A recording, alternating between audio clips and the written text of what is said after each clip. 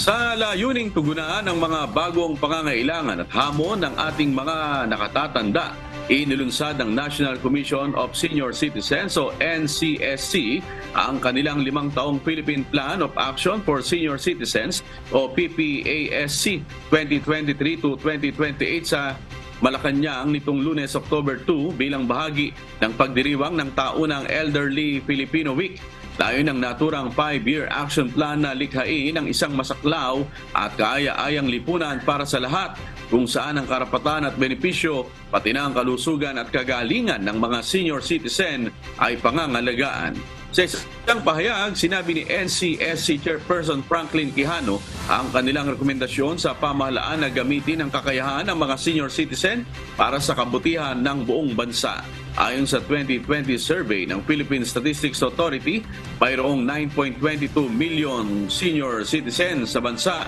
Inimok naman ni NCSC Commissioner Raymar Mansilungan ang mga mambabatas na amyendahan ng Republic Act 8291 o ang Government Security Insurance System o GSIS Act upang isamang probisyon na magbibigay daan sa mga retirado na magpatuloy ang kanilang pagiging miyembro sa mga ahensyang pangpensyon ng gobyerno tulad ng Social Security System at GSIS.